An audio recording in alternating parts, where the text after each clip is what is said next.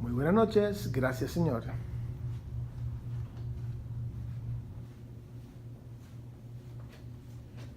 Bienvenidos a todos los que se unen por internet nuevamente. Hemos estado hablando sobre varios temas sobre la oración, diferentes aspectos de la oración. Hoy, Dios mediante, vamos a hablar sobre el poder de la oración y los problemas que impiden la oración efectiva. También vamos a terminar algo que habíamos empezado la vez anterior, cuando tú oras con completa entrega, rezas porque tienes una necesidad grande. Y hay gente que lo hace cuando intercediendo, pidiendo por otros para que algo ocurra. Otros se ponen en acuerdo para que algo ocurra. Y aquí también algunos se tiran de rodillas ante Dios o se derraman. Hay un verso que vamos a ver donde nos dice que derrama como agua tu corazón ante la presencia del Señor. Alza tus manos a Él implorando la vida de tus pequeñitos.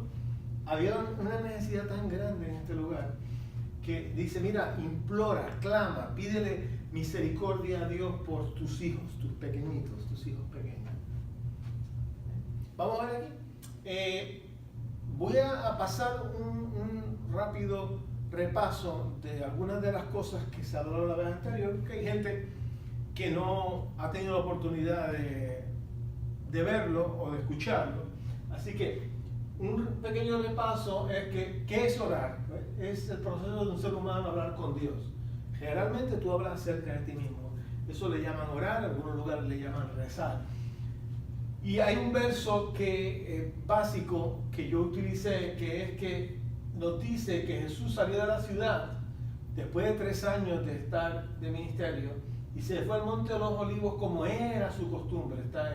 Yo lo puse en verde porque la parte aquí para enfatizar era que haz una costumbre de buscar a Dios, a veces en algún lugar, a veces en un sitio tranquilo, donde tú puedas tener habituar tu cuerpo a sacar un tiempo en las buenas y en las malas para tener a Dios primero. Darle gracias o pedir a Dios por ciertas cosas. Dice que cuando llegaron a ese lugar que tenían costumbre, Jesús les dijo, oren para que puedan soportar las dificultades que tendrán. Y es algo que puede llegar hasta nuestros días, a cada uno de nosotros. En un momento dado, dice, si tú oras continuamente, van a venir ciertas dificultades, ciertas cosas que vas a tener que enfrentar. Y puedes soportarlas y puedes vencerlas si tú has estado orando, ¿no? Te viene la fuerza en medio de la situación que sea para tú seguir hacia adelante. Y es un repaso de algo que hayamos visto. Entonces, cuando vemos qué es oración, tú oraste por ti, pero ahora tú quieres orar por otros, gente alrededor de ti. Es áreas en la vida de esas personas que Dios te dirija. Dios empieza a dar dirección, tú lo ves como en tu propia mente, desde adentro, y entonces tú, basado en eso, puedes hacer una lista, o puedes pensarlo si tienes buena memoria y acordarte, y oras por otros. Pueden ser tus hijos, pueden ser tu esposo, tu esposa, puede ser tu familia, o puede ser gente especial que Dios te pone en tu mente. La oración aquí es la oración anterior, la oración de intercesión. Tú te pones, oras por otros. Vimos también que era lo que es oración en acuerdo, que tú oras con otra gente alrededor de ti por algo específico, ¿no? Y vimos el ejemplo clásico de cuando se habla de oración, que Dios le habla en el Antiguo Testamento a Ezequiel y dice, yo he buscado entre ellos a alguien que los defienda, alguien que se ponga entre ellos y yo, y que los proteja como una muralla, alguien que me ruegue por ellos para que no los destruya, pero no he encontrado a nadie. En aquel momento había tal maldad y tal malas administración en el Israel de aquel tiempo, que Dios estaba esperando que alguien clamara para que viniese gente justa a administrar, para que viniese gente justa a hablar claramente de Dios, no por dinero, sino porque era la palabra de Dios. Y ahí me sorprendió porque Dios no está diciendo tú tienes que hacerlo, ¿no? ¿Quién está dispuesto? Él está hablando en general y entonces él dice, en aquel momento no había encontrado a nadie. Ezequiel entonces lo graba, lo escribe, ¿verdad? Y en otra versión dice que, en otra traducción dice que estaba buscando a alguien que se pusiese en la brecha delante de mí a favor de la tierra. Y entonces eso se llama intercesión. O sea que la oración, hay veces en tu vida que es como un niño que va creciendo y gatea, luego camina, luego puedo correr bicicleta, luego puedo correr motocicleta y puede tener después licencia para guiar un carro, un coche. Pero en todos esos momentos que tú creces en oración, intercesión viene siendo ese momento en que tú pides por otros, en que va más allá de ti mismo o de ti misma. Y te voy a decir un secreto. Dios está buscando a alguien, porque la mayor parte de las veces no lo haya. Pues porque me miro yo mismo y digo, mi mayor parte de las veces yo estoy pidiendo por mí mismo. Señor, dame dinero para vivir, dale paz a mi hijo, uno ora por la familia cercana. Y muchas veces no saca el tiempo ni se siente comprometido con la gente, los pueblos alrededor de nosotros. Pero sí viene esta tendencia de criticar. Se están robando los políticos. Esta iglesia no sirve para nada. Esos comentarios, aunque suenan naturales, Dios quiere que veamos más allá de eso. Porque eso es lo que estaba pasando aquí. Era la situación política y religiosa en el tiempo de Ezequiel. Mucha gente hacían lo que hacían para robar dinero. Y te lo dicen los versos anteriores a esto. Y entonces Dios dice, no mires lo que miran los demás seres humanos. Mírate a ti mismo pidiéndome a mí que no destruya, que mande a alguien que construya. Y entonces eso es como... porque tú te conviertes de ser a alguien que critica a todo el mundo a alguien que clama a Dios por una solución. Y en el proceso tú te vas a ver que tu vida va a ser renovada, tu vida espiritual. Entonces es algo que en este proceso del poder de la oración está el poder de la oración intercediendo. Y es para todos nosotros.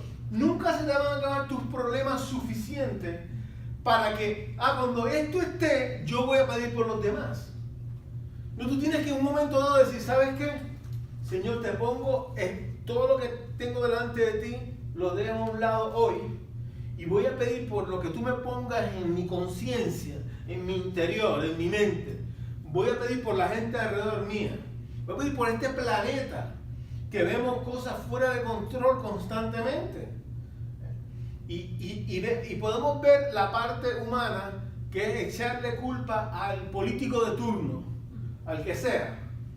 Pero aquí Dios te dice, no veas al político de turno. Mira a un Dios que quiere intervenir por medio de un ser humano. Y para que haya intervención a través de un ser humano, tiene que haber alguien que ore. Porque a veces tú no tienes la capacidad, pero puedes orar para que alguien que la tenga venga e intervenga, se sienta motivado, se sienta inspirado, se sienta cubierto en oración y diga, oye, ¿sabes que debo hacer algo diferente? Y sea instrumento de Dios en esta tierra. Y este es el ejemplo clásico, intercesión, en el caso de Ezequiel. Vimos también, y de nuevo es como un pequeño resumen para seguir, pero en el libro de los Hechos, ya en el Nuevo Testamento, Pedro, después de que ha sido azotado por haber orado por alguien que estaba paralítico, él hace una oración junto con los que estaban en Jerusalén en aquel momento, los cristianos estaban en Jerusalén, y esta es parte de la oración que está en Hechos 23 al 31. En el versículo 29, Pedro dice, mira Dios nuestro, mira cómo nos han amenazado. No es siempre que Dios nos va a bendecir. Aquí Él está orando en medio de amenazas y persecución. Entonces, el evangelio bíblico, tú oras en las buenas y oras en las malas. Aquí es en las malas, pero Él está en las malas que Él habla y los demás están escuchando y apoyando en su mente la oración. Por eso se le llama oración en acuerdo, ¿no? Si vemos que cuántos eran, en este momento podrían ser miles, porque alrededor de 120 dice que estaban reunidos el día de Pentecostés cuando se derramó el Espíritu Santo. Y luego cuando él empezó a predicar, Pedro, 3.000 se convirtieron en un día. Y entonces ya tenemos miles de personas. No sabemos cuántos estaban en ese momento cuando él oró, pero podrían ser cientos a miles en donde ellos estaban. Y él lo que dice, ok, ayúdanos a no tener miedo de hablar ante ti. Ante nadie. Antes de hablar de ti ante nadie. Ayúdanos a no tener miedo de hablar de ti, se está hablando al Señor, ante nadie, ante ningún ser humano. Y dice, ayúdanos a sanar a los enfermos y a hacer milagros y señales maravillosas, y así harás que la gente vea el poder de tu siervo Jesús, a quien elegiste. En este momento él está pidiendo no que le quite las cosas por las que lo habían perseguido y amenazado, sino que les dé fuerza a no tener miedo y a hacer lo que Dios le había puesto en su corazón. Y aquí es una oración que luego dice, cuando terminaron de orar, tembló el lugar donde estaban reunidos y todos quedaron llenos del Espíritu Santo, y a partir de ese momento todos hablaban sin temor acerca de Jesús. O sea que no solamente, no siempre ocurre lo mismo. Tú ves en oraciones, aún en el libro de los Hechos, que relatan lo que pasó a los primeros cristianos, no siempre tembló la tierra, pero en este momento sí tembló. O sea que Dios puede usar diferentes maneras. A veces es sencillamente la conciencia de que Él está presente, ¿no? Pero quedaron llenos del Espíritu Santo. Ellos tenían parte de lo que Jesús dijo es, yo me voy porque les voy a enviar un consolador, el Espíritu Santo, que os va a guiar a toda verdad. Y es para todo el mundo aún hoy en día. Es una promesa que es para nosotros hoy. Y en este momento ellos fueron renovados del Espíritu Santo. Habían recibido el Espíritu Santo, muchos de ellos cuando fue el día de Pentecostés, pero al tener esta oración, Dios renueva. Y es algo que tú continuamente puedes pedirle al Señor, renueva mi vida para que tenga ánimo, ¿no?, de tu Espíritu Santo para hacer lo que tú nos pones por delante. Y es una oración de acuerdo.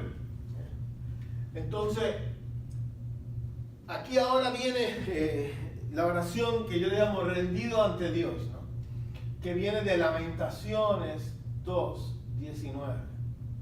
Y es el profeta hablando y diciéndole a la gente de Jerusalén que estaban rodeados en ese momento, estaban padeciendo hambre, le habían puesto murallas alrededor y no tenían para comer. Y era tan crítico que él le dice, mira, le decía a las mujeres, derrama como agua tu corazón ante la presencia del Señor, alza tus manos a Él implorando la vida de tus pequeñitos, implorando por tus hijos, que tengan para comer. Míralo aquí, que desfallecen de hambre en las entradas de todas las calles. Y a veces pues no hay palabras, tú sencillamente está una manera en que dice, mira, como tú quieras. Él dice, aquí dice implorando, ¿no? Rendido. Yo le puse rendido porque es cuando tú, no hay palabras, Señor, aquí no puedo hacer nada, hay una situación de guerra, como hay en muchos lugares del planeta aún hoy en día, y eso trae como consecuencia hambre más allá de lo normal. Y ellos estaban, alza tus manos a Él, implora que Dios dé alivio a la situación, que pueda haber maneras de que ellos puedan comer. Entonces, otro tipo de oración va similar, pero yo le puse postrado, ¿verdad? Es donde habla de alguien, de quien es postrado, y me postré pues delante de Jehová, durante 40 días y 40 noches estuve postrado, porque Jehová dijo que lo había de destruir. ¿De quién está hablando ahí? Moisés, correcto. Y en el 26 sigue, dice, y oré a Jehová diciendo, oh Señor Jehová, no destruyas a tu pueblo y a tu heredad, que han redimido con tu grandeza, que sacaste de Egipto con mano poderosa. O sea, ¿qué hizo él?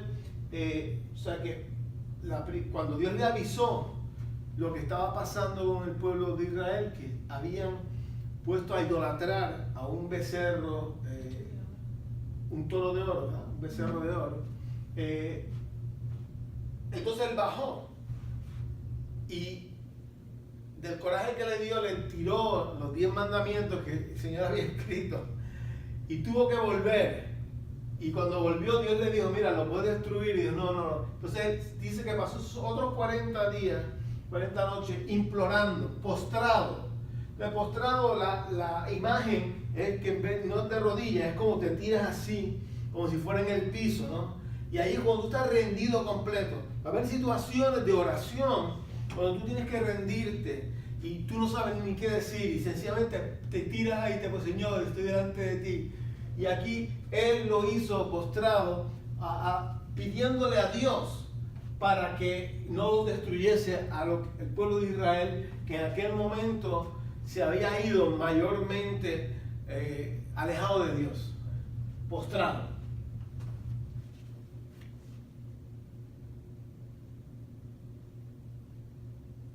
Y ahí sigue hablando, y oré a Dios el Señor.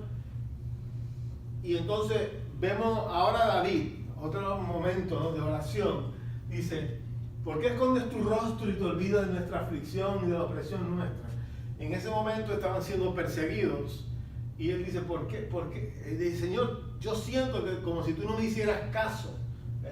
Como que te has olvidado de mi dolor y de todos los que nos oprimen.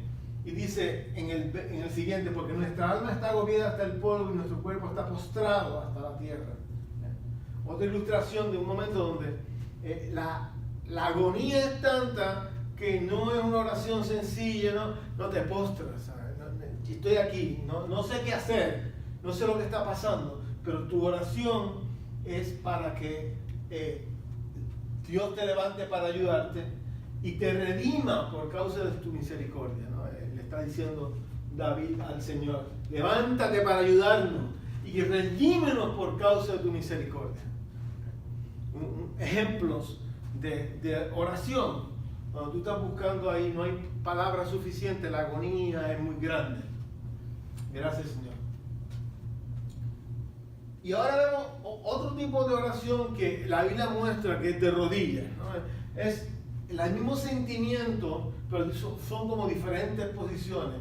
Es como aquí vemos el caso de Jesús. Y él se apartó de ellos a distancia como de un tiro de piedra y puesto de rodillas oró. Padre, si quieres pasa de mí esta copa, pero no se haga mi voluntad sino la tuya. O sea que habíamos en un tema anterior habíamos visto esto, pero ahora es desde el punto de vista de cómo el Señor lo hizo. Él lo hizo, mira, no, yo estoy ya, no sé qué hacer, aquí estoy, que se haga tu voluntad de rodillas. Y la pregunta es, ¿debe ser de rodillas, debe ser postrado?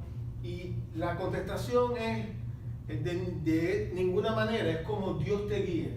Pero hay versículos bíblicos donde la persona se arrodilló, donde la persona se postró.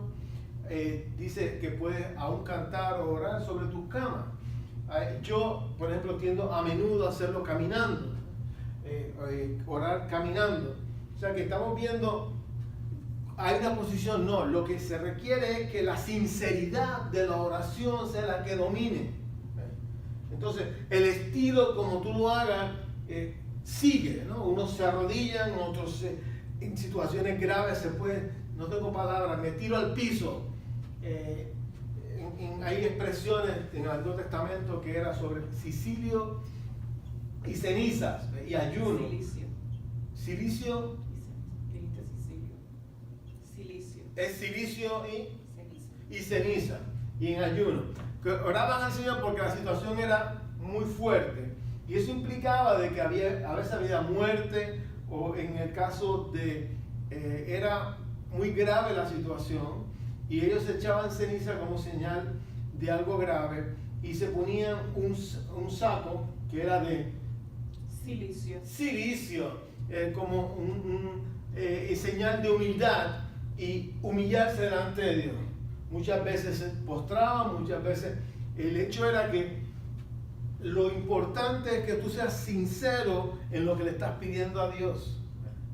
Eso es lo que se está buscando, la actitud de tu mente, la actitud de lo que se le dice a su corazón, ¿verdad? Pero el corazón, en términos de este tema, se refiere a la mente, la actitud de humildad, de buscar a Dios sinceramente. Como aquí Jesús se arrodilló, ¿eh? y entonces oró. Hay otro ejemplo, hay muchos ejemplos de lo de rodillas en la Biblia, pero aquí en el libro de los Hechos, donde Pedro, el apóstol, ya había pasado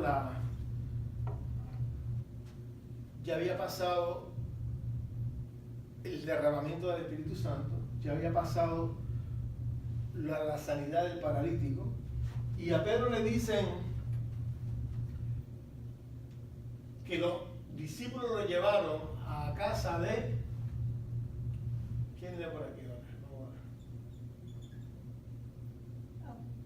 Levantándose entonces Pedro, fue con ellos, y cuando llegó, le llevaron a la sala, donde le rodearon todas las viudas, llorando y mostrando las túnicas y los vestidos de Dorcas, que Dorcas hacía cuando estaba con ellas.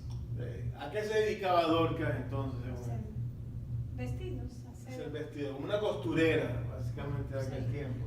Pero murió, o sea, y era cristiana. Entonces pasa algo que le avisan a Pedro de eso. Lo curioso es lo que ocurre a lo siguiente. Julia, dale por ahí. Entonces, sacando a todos, Pedro se puso de rodillas y oró. Y volviéndose al cuerpo dijo: Tabita, levántate. Y ella abrió los ojos y al ver a Pedro se incorporó.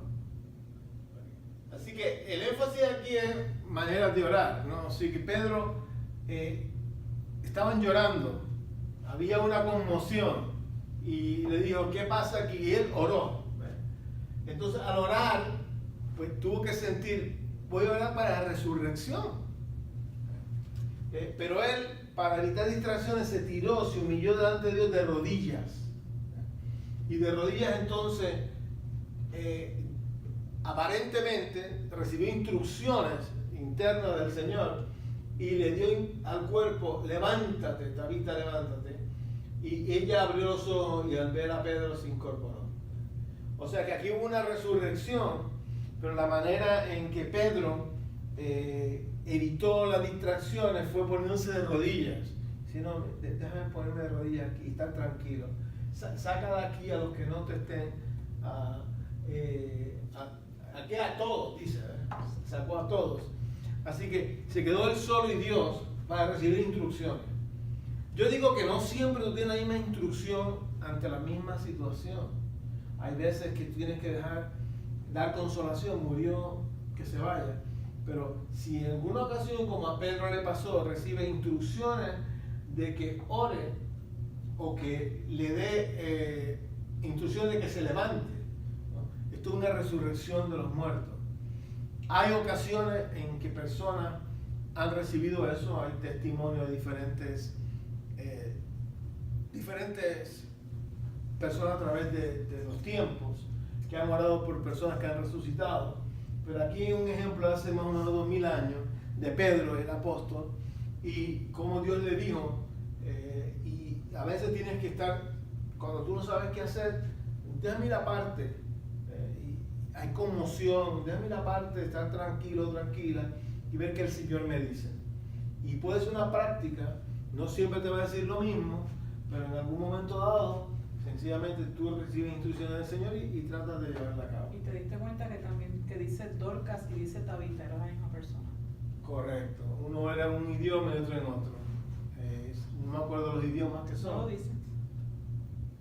Lo dicen los comentarios, pero no lo tengo ahora. Pero había mucha... Se usaban los idiomas de el arameico, arameo y el hebreo. O sea, el arameo era el hebreo que se hablaba en el día a día, y el griego, que tú tienes, puedes tener ambos, ¿no? Como el Cristo es en griego, el Mesías, ¿no? El ungido era lo que sería en español del mismo nombre de Jesús.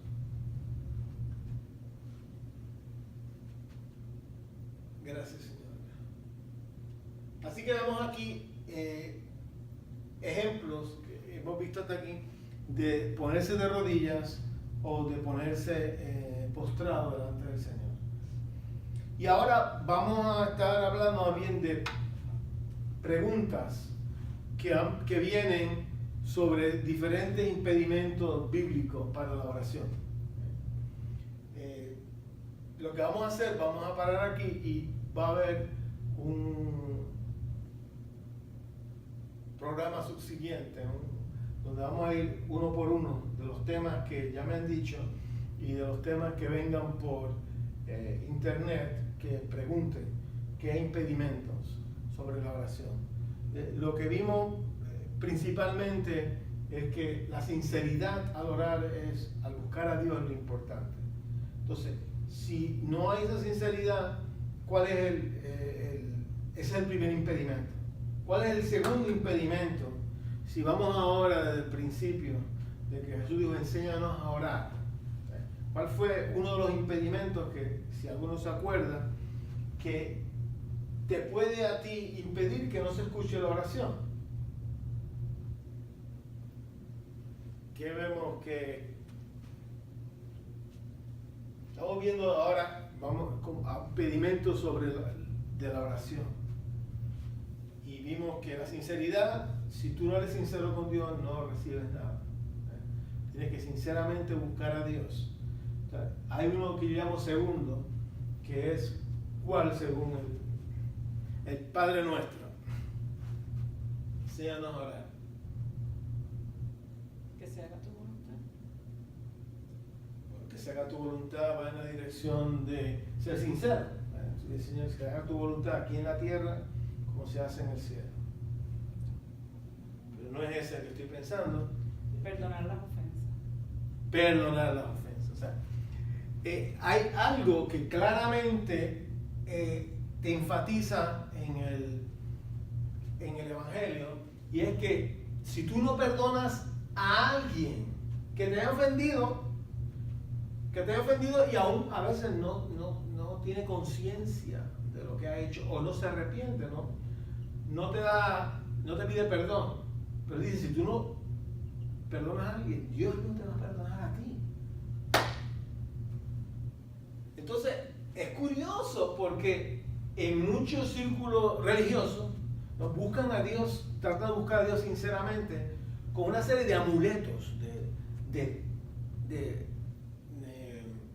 imágenes, estatuas, pero tienen odio para aquel, es para que matar a aquel o odiar a aquel o a aquel que le vaya mal. No le hablo más. O alguien que dice, a esta persona yo no le hablo más, yo no me meto con ese. Entonces, Yo perdono pero no olvido. Yo perdono pero no olvido. Entonces, ¿qué te sucede ahí? En la primera parte, que Jesús precisamente le da instrucciones, le dice, mira, si tú no perdonas, Dios no te va a perdonar a ti. Tu oración es inefectiva completamente. Aunque tengas la buena intención, aunque hayas hecho esfuerzos físicos. Entonces, le añado a eso, pero si hago procesiones. O sea, yo tuve la gracia de conocer a mi abuela que nos criamos en la Iglesia Católica juntos, y ella hacía promesas a Dios, haciendo diferentes vestidos, y entonces de santos de la Iglesia Católica, o santas, o vírgenes de la Iglesia Católica, y entonces caminaban procesiones con muy buena intención. Sin embargo, ¿qué te dice? Si tú no has perdonado, eso no sirve de nada. La Biblia no te habla de que ciertas estatuas tienen cierto poder. Eso es incorrecto. Te dice claramente de que es como barro, es como polvo, como algo que no tiene valor. Pero hay mucha gente que le da valor. O sea, claramente te dice, si no perdonas, no te será perdonado. O sea que eso es una segunda traba. Si hay algo en tu vida que tiene que ser perdonado, tienes que venir, Señor, ayúdame, te perdono. Aunque no sientas nada, perdono. Es a tal nivel que viene el apóstol Pablo enseñando y le dice, mira, si hay gente que son esposos y resulta que el esposo no se crea que va a tener su oración contestada, si está enchismado con su esposa. ¿Ves? Aún eso, dice, pero ¿cómo es posible? Ahí es un enchisme, es un tipo, tú puedes ponerlo de falta de perdón pequeño. No, nos arreglamos un par de días. Y Pablo le dice, no, arréglate antes de que el sol se ponga, antes de que se termine el día. Arréglate con el que tú tengas algo y tú puedas hacer algo al respecto, arréglate. Porque si no, tu oración no es efectiva, tu oración no pasa a Dios. También dice que si tú piensas que hay alguien enojado contra ti, que vayas y trates de arreglar las cosas. Entonces, ese es un paso en la misma dirección. Dice, ya no es solamente de que tú sepas que estás enojado con alguien, sino que te enteras que alguien está enojado contra ti. Tú trates de arreglar las cosas, que no vengas al Señor, sino que vayas allí, mira, yo estoy dando, hay algo que podemos hacer, arreglar esto. Ahora, si nada ocurre y tú pusiste tu buena voluntad, no puedes estar bien con todo el mundo. Entonces tú sigues. O sea, aún Pedro le dice a Timoteo, mira, hay el calderero está mal, la tiene contra nosotros. Simón el calderero, una persona que estaba mal, que Dios le pague conforme a lo que está haciendo. Y llegó el momento que no pudo hacer nada, porque esa persona se oponía al evangelio. Así que él dice, mira, que Dios lo quite del medio, porque nos ha hecho mucho mal. Y ahí ya tú no puedes hacer nada, lo entregas a Dios. Pero cuando tú sabes que de tu parte, tú hiciste el primer paso de hacer las paces, pues entonces eso es lo que tú tratas de hacer las paces. En el nombre del Señor. Gracias, Señor. Entonces, tenemos ahora en esa misma área, ya vimos que hay muchas posiciones de orar, pero la posición no es lo importante. Tú puedes orar de pie, puedes orar sentado, pero lo importante es que sea la actitud mental tuya hacia Dios, la actitud de sinceridad. En el tema de los santos, entonces, si me arrodillo ante alguien que dice que es un santo, que tiene poder espiritual, bueno, la Biblia dice que hay un solo Dios y un solo mediador entre Dios y los hombres, es Cristo. No ocurre, no funciona en la oración que tú pongas, como se ha hecho en la Iglesia Católica y en algunos otros lugares, espiritistas, por ejemplo, que utilizan diferentes seres que le llaman Santa Bárbara, que es una santa, Ángeles. Gente que utiliza ángeles para que intercedan, gente que utilizan vírgenes que han tenido apariciones, pero lo que te dice la Biblia es que no tienes que hacerlo a través de nadie, es a través de Jesucristo. Así que, bíblicamente, ese es el verso.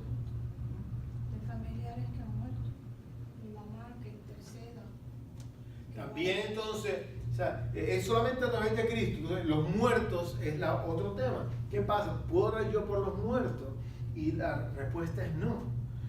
Mientras tienes vida, tienes esperanza. Pero si mueres, ya tienes que, en un momento dado, va a dar cada cual cuenta a Dios. Y los muertos tampoco interceden por los vivos. Y los muertos no interceden por los vivos. Así que tú oras a Jesucristo, dice, todo lo que pidas al Padre en el nombre de Jesús será hecho. La clave de la oración aquí es que aún le pides, Señor, Padre nuestro que estás en el cielo, en el nombre de Jesús. Todo lo que pidas en el nombre de Jesús. No hay santo, no hay muerto, según la Biblia. Y tú lo que quieres es hacer los pasos apropiados. Entonces, la Biblia te sirve como para tú estar claro en los pasos a seguir. A veces uno no la sabe. Yo pasé mucha parte de mi vida sin leerla y me iba por lo que me decía. En el caso mío me crié en la Iglesia Católica y creía en Dios, pero hacía precisamente a través de algunos santos, a través de algunas vírgenes que pensaba que intercedían por los humanos y también por gente muerta, incluyendo a mi mamá que murió cuando yo tenía 9 años. Y cuando se hacían misas de recordación en la Iglesia Católica, se pide por los muertos para que salgan del purgatorio. La Biblia te enseña, Jesús dijo que hay cielo nuevo y tierra nueva. Solamente eso es lo que hay, cielo nuevo, tierra nueva o infierno. Tú tienes la opción de buscar a Dios y que Dios te guíe al cielo a través de Jesucristo, o si no, al tú no hacerlo con conciencia, tú sencillamente vas dirigido a lo que en el futuro va a ser el infierno. Y eso son palabras de Jesús. Lee el Evangelio según San Juan y vas a ver, léelo varias veces y vas a ver ahí las palabras propias de Jesús hablándote de eso. Yo soy el camino, la verdad y la vida. El que viene en mí, el que cree en mí, aunque esté muerto, vivirá, ¿no? Y Jesús te enseña que Él es la respuesta a encontrar a Dios a través de Él. Entonces, la parte de orar o pedir o rezar o hacer algún tipo de ofrenda. Voy a estar de rodillas una milla para llegar a ciertos lugares, para hacer una promesa. Eso no tiene poder en el mundo espiritual real. Lo que tiene son falsedades que a través de las edades y los milenios todavía se siguen haciendo. Pero desde el punto de vista de lo que dice la Biblia no es correcto. Dios quiere que tú tienes en tu mundo aparte, en tu privacidad, ores sinceramente a Él lo que tú necesitas y Él te guiará a los próximos pasos de eso que tú estás pidiendo.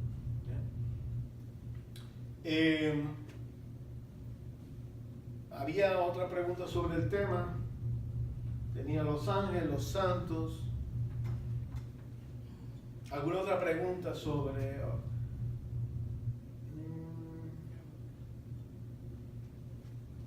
Yo creo que estamos. Yo creo que hemos dado un buen resumen de las circunstancias de cómo orar. Y si algo más hay que te viene tienes dudas, puedes ponerlo en internet, puedes preguntarlo y entonces yo lo contestaré Dios mediante. Si me conoces y sabes, me conoces en persona, pues puedes decírmelo en persona y hablamos sobre el tema. Pero lo importante es que la oración es algo esencial, crítico para la vida diaria y de tal manera que Jesús lo hacía cuando se levantaba y cuando anochecía, aún Él se ponía delante de Dios. Hemos visto muchos ejemplos de eso. Y si quieres ver más, ve tú mismo la Biblia, lee tú mismo la Biblia y mira las cosas que ahí están. Amén. Amén. Pues con eso entonces cerramos el tema y lo dejamos abierto a las preguntas que Dios te ponga o las inquietudes que te vengan en el corazón.